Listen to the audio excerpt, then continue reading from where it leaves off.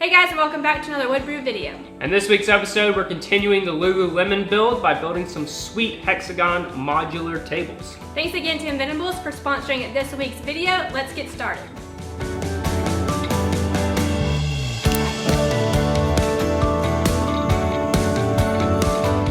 First thing we're going to do is make a Hexagon template using the x-carve. We want to speed up the process, so the x-carve and Dylan will be cutting out hexagons at the same time.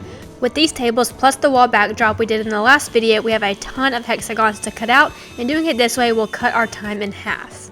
Thanks to Inventables for sponsoring this video. Links to the x-carve and to their free online software are in the description. Then we attach the template to a 2x2 foot piece of OSB. We tried to figure out the quickest method for Dylan to cut these out. First, we used just the router to go along the sides of the template, but that was taking a really long time to cut through a whole piece. Then we switched over to a circular saw and cut off the excess material, but we couldn't get close enough to the edge without making it jaggy. So we went over to the bandsaw where we could get a nice clean cut right on the side of the edge, so we could then go back in with the router and finish it off. This method was a winner, so that's what we did. While Dylan was doing that, I was sanding them as they came off the x-carve and from Dylan. After that, we cut out all the sides we needed for 7 hexagon tables. We decided to make 4 tall and 3 short just to add a different look to them, and it also give a visual interest. It is the beginning of day 2. I think Dylan went to go get some more materials, and I'm going to start sanding on everything that I didn't finish yesterday, so it's going to be a very long day. Have I mentioned yet that there was so much sanding? If not, there was. That's the only downfall to working with OSB if you want or need a smooth surface. My hands were tingling for days. Next up is paint. We painted all the insides white, and we will get to the outside in just a minute.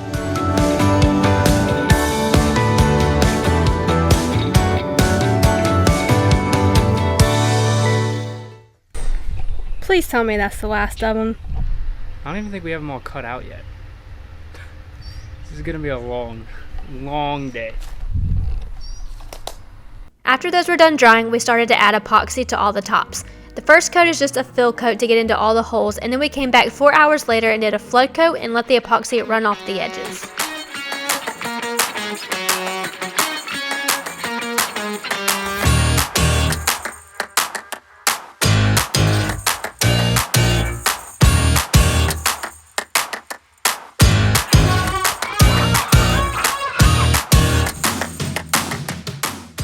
While the epoxy cured, we moved straight onto assembling the tables as much as we could without the tops.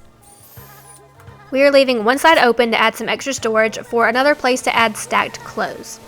Then moved on to painting the outsides white to the shorter tables. We wanted the 2 sizes to be different, so we left the taller ones raw wood on the outside.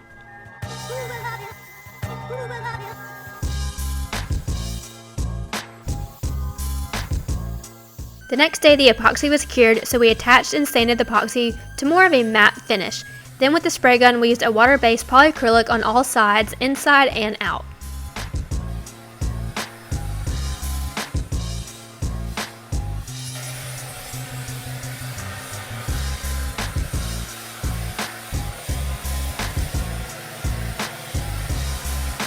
These tables turned out so cool, and because they are a geometric shape, you can arrange them in so many different ways. That is going to do it for this week's video. If you are ever in the Fairhope, Alabama area, swing by the store and check out these projects and grab you some comfy clothes. Thank you so much to Inventables for sponsoring this week's video. I wish I could physically show you guys how much time our x-carve has saved us and how creative it has allowed us to be. Check out all the links below for more info. Thank y'all for watching, and we will see you in the next one.